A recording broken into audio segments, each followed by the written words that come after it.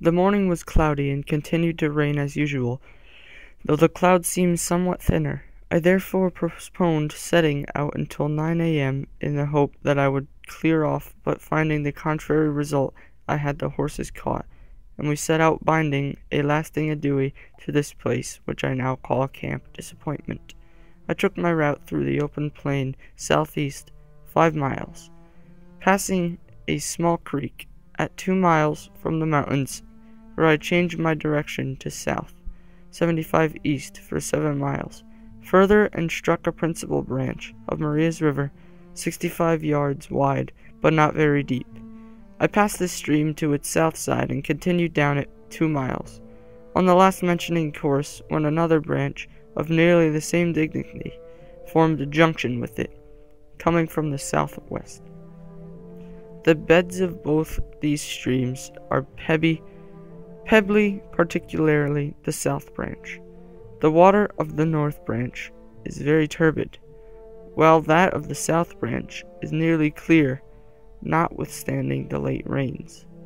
I passed the south branch just above its junction, and continued down the river, which runs a little to the north of east 1 mile. I halted to dine and graze our horses. During our stay at this place, our fields killed a buck, a part of its flesh, which we took with us. After dinner, I continued my route down the river to the north of about 3 miles, when the hills putting in close to the south side. I determined to ascend them to the high plain, which I did accordingly, keeping the fields with me. Drewer passed the river and kept down the valley of the river. I had intended to descend this river with its course to its junction with the fork which I ascended from thence, have taken across the country obliquely to Rose River, and descend that stream to its confluence with Maria's River. I had scarcely ascended the hills. I discovered to my left, at a distance of 1 mile, an assemblage of 30 horses. I halted and used my spyglass, by the help of which I discovered several Indians on the top of the eminence. I directed J. Fields to display the flag which I had brought for that purpose, and advanced slowly towards them. About this time they discovered us, and appeared to run about in a very confused manner, as if much alarmed. One of them mounted his horse and rode full speed at us, looked at us, and ran away.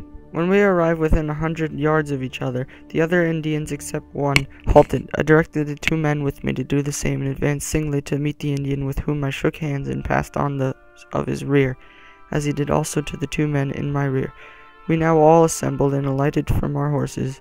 The Indians soon asked to smoke with us, but I told them that the man whom they had seen pass down by the river had my pipe, and we could not smoke until he joined us.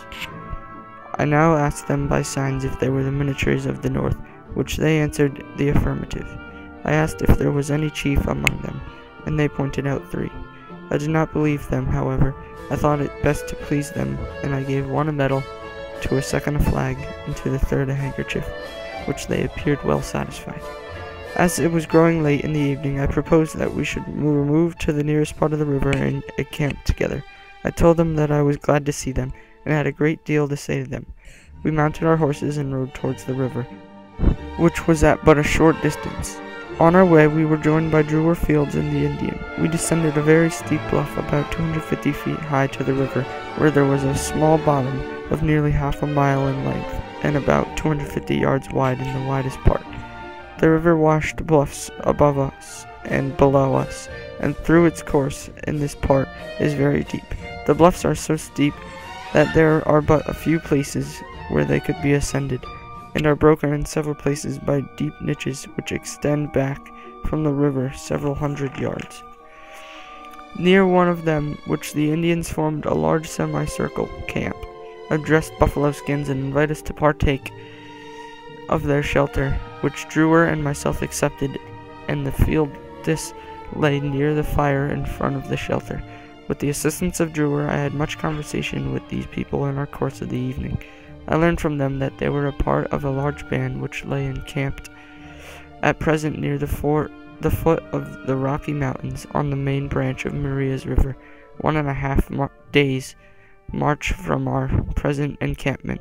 That there was a white man with their band, that there was another large band of their nation hunting buffalo near the Broken Mountains, and were on their way to the north of Maria's River, where they could probably be in course in a few days.